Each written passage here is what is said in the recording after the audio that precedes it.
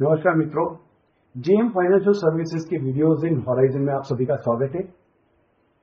आज cover story में हम एक ऐसी बात करने जा रहे हैं जो हमारे देश के अर्थव्यवस्था के विकास के लिए जरूरी तो है, लेकिन जो सफलता हमने पाई है वो हम सबके लिए गर्व की बात है। जी हाँ, हम बात कर रहे हैं भारत के इंफ्रास्ट्रक्चर के विकास की। ये जो इंफ्रास्ट्रक्चर की बात करें तो भारत जैसे देश के लिए ये इंफ्रास्ट्रक्चर होना या तो उसका विकास क्यों जरूरी है, उसके ऊपर थोड़ी नजर करते हैं। सबसे पहले हमने पहले भी कुछ कवर स्टोरीज में बताया था, जैसे एक वैविध्यतापूर्ण देश भारत, जिसमें अलग अलग प्रकार के लोग रहते हैं, अलग अलग प्रकार के गांव शहर, अलग अलग प्रकार की सुविधाएं, अलग अलग मुश्किलें, सब एक देश के अंदर मिल जाता है। कई जगहों पे मीलों तक आपको कोई मनुष्य दिखाई नहीं देता, तो कुछ शहर ऐसे हैं कि जहां पर स्क्वायर किलोमीटर कितने लोग रहते हैं वो दुनिया के किसी भी देश या शहर के साथ मुकाबला कर सकता है। तो अलग अलग पॉकेट्स में अलग अलग जगह पे लोग हैं, कुछ जगह पे अंतर बहुत ज्यादा है, कुछ जगह पे कम है, और इन सबको जोड़े रखने के लिए जो इंफ्रास्ट्रक्चर जरूरी है, ये अगर अच्छे से बनाया जाए तो 3 बड़े फायदे हो सकते हैं। पहला, देश की अर्थव्यवस्था पर उसका बहुत बड़ा सकारात्मक इन्फ्लुएंस, पॉजिटिव इन्फ्लुएंस। दूसरा, जॉब क्रिएशन,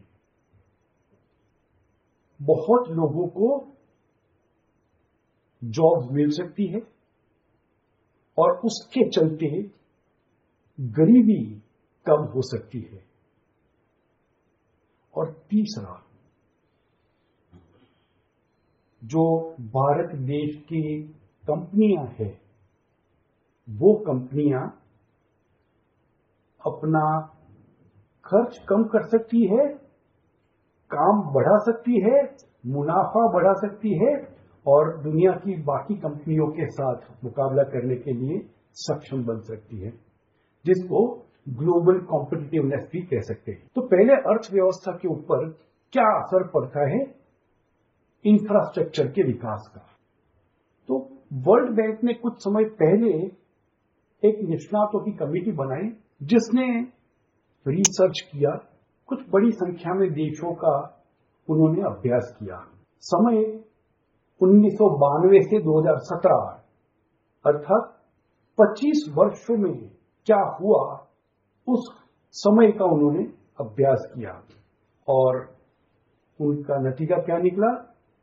नतीजा ये निकला कि अगर पर व्यक्ति कितने किलोमीटर्स की रोड है, कितने किलोमीटर्स की रेलवे लाइन है, कितना पावर जनरेट होता है, इलेक्ट्रिसिटी कितनी जनरेट होती है, मोबाइल फोन्स कितने हैं या टेलीफोन लाइन्स कितनी है पर व्यक्ति, तो 2 चीज देखने आई।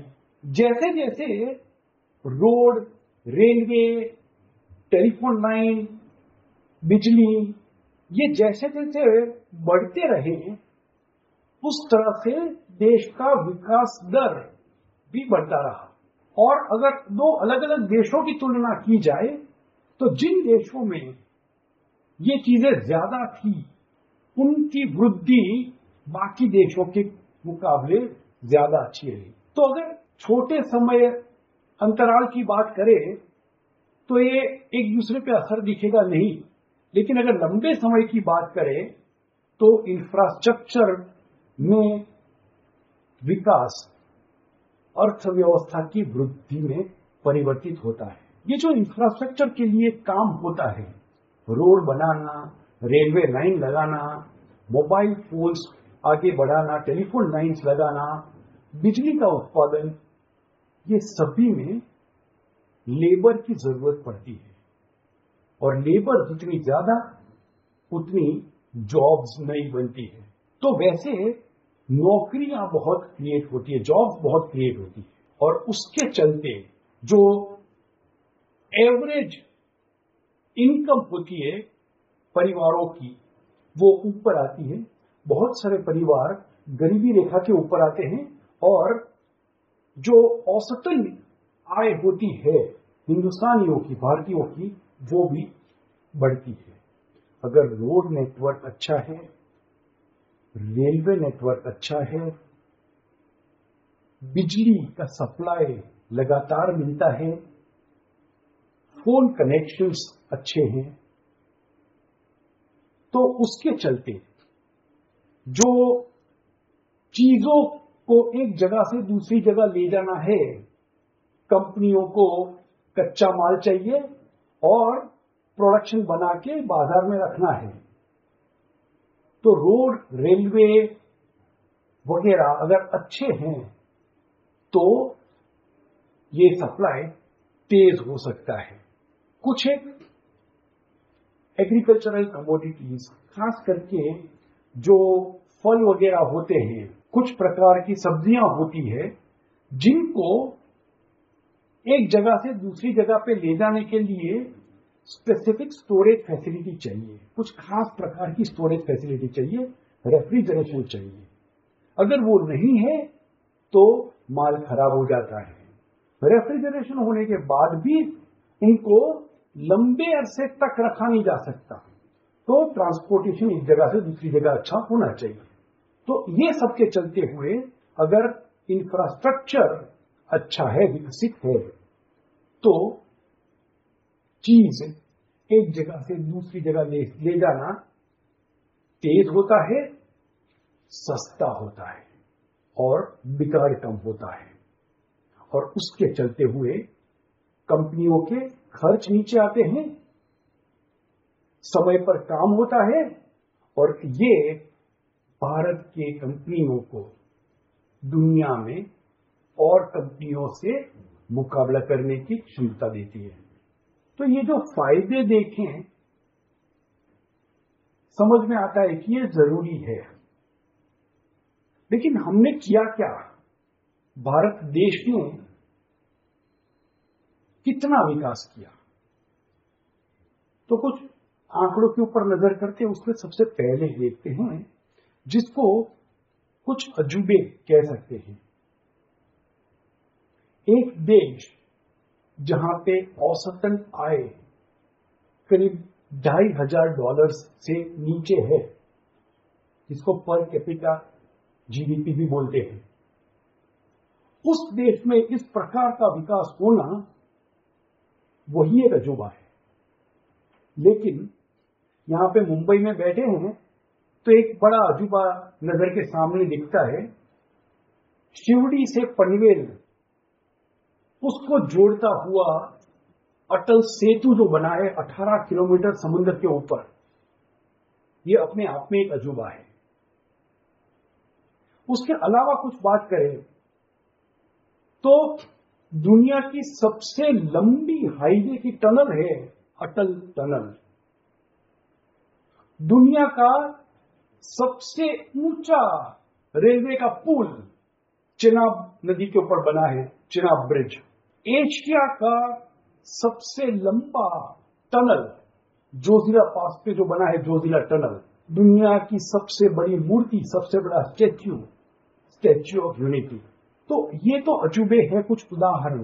लेकिन उसके अलावा आंकड़ों पे नजर करें तो 2014 से 2023 के 10 साल के अंदर अंदर कुल मिलाकर जो हाईवेज भारत में 91,000 किलोमीटर थे, वो करीब 1,46,000 किलोमीटर तक पहुंच गए हैं।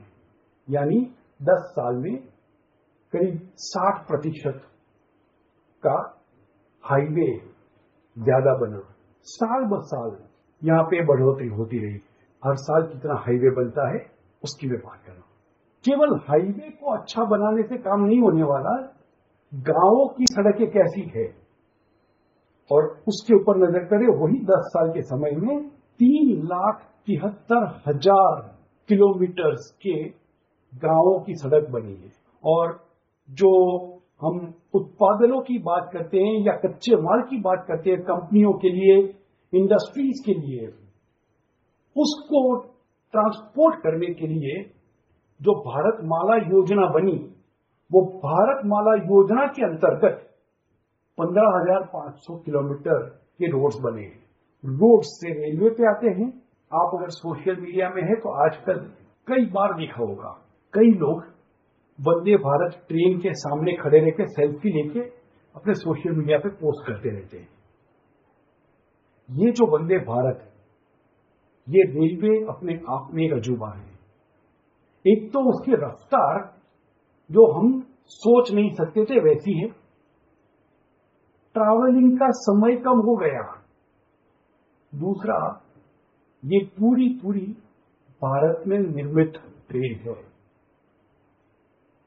ऐसी 100 से ऊपर वंदे भारत ट्रेन आज देश में दौड़ रही है। रेलवे के जो रूट्स है उसमें करीब 61,500 रूट किलोमीटर का इलेक्ट्रिफिकेशन हो गया है, विद्युतीकरण हो गया है, जो कुल रेलवे नेटवर्क का करीब 94% बनता है। तो लगभग पूरा रेलवे ये कह सकते कि उसका विद्युतीकरण बन गया है। ये तो देशव्यापी रेलवे नेटवर्क की बात हुई, लेकिन शहरों के अंदर मेट्रो ट्रेन करीब 700 किलोमीटर जितनी नई मेट्रो ट्रेन लाइन्स बनी है। रोड से रेल पे गए, अब रेल के बाद एक हवाई उड़ान के लिए तैयार होते हैं। उड़ान, उड़े देश का आम नागरिक, ये योजना के अंतर्गत 84 नए एयरपोर्ट्स को ऑपरेशनलाइज किया गया और उसके चलते जबकि 2014 में भारत में 74 एयरपोर्ट्स कार्यशील थे, आज 158 एयरपोर्ट्स पे फ्लाइट्स आती जाती है। इंटरनेट का जो प्रयोग है आजकल एक आम बात बन गई है। एक तो दुनिया की सबसे बड़ी आबादी वाला देश, तो वैसे ही कितने इंटरनेट सब्सक्राइबर है, इंटरनेट के ग्राहक कितने हैं, उसमें फायदा होने वाला है संख्या में। लेकिन कुल आबादी में कितने लोगों के पास इंटरनेट है वो भी उतना जरूरी है। 2023 के आंकड़ों के हिसाब से करीब 50% आबादी इंटरनेट का उपयोग कर रही है और ये आंकड़ा बढ़े ही जा रहा है। 2017 में बिजली उत्पादन की कुल क्षमता, कैपेसिटी 327 गीगावाट की थी, वो 2024 में वो बढ़ के 442 गीगावाट बन गई है। ये तो कुछ ही आंकड़े यहां पे प्रस्तुत किए, लेकिन आप देख सकते हैं हर बात पे हर आंकड़ा वृद्धि ही दिखा रहा है। और ये तो अभी शुरुआत है, और ये जो शुरुआत है उसके चलते 4 चीजें होने की संभावना है। पहला, भारतीय कंपनियां दुनिया की कोई भी कंपनियों के साथ टक्कर ले पाएगी। दूसरा, ये टक्कर लेने वाली बात होगी, लोकल मार्केट इतना बड़ा है, एक्सपोर्ट करने की क्षमता भी बढ़ेगी। और ये दोनों जब होगा तो बहुत सारा विदेशी कैपिटल भी अपने देश में आएगा, लोगों को नौकरियां मिलेगी, एंड उसी सब के चलते हुए देश का विकास दर जो है अर्थव्यवस्था का, वो ऊंचा रहेगा। और अगर इसको अमृतकाल ना कहें तो किसे कहेंगे? धन्यवाद। म्यूचुअल फंड निवेश बाजार जोखिमों के अधीन है। योजना से जुड़े सभी दस्तावेजों को ध्यान से पढ़ें।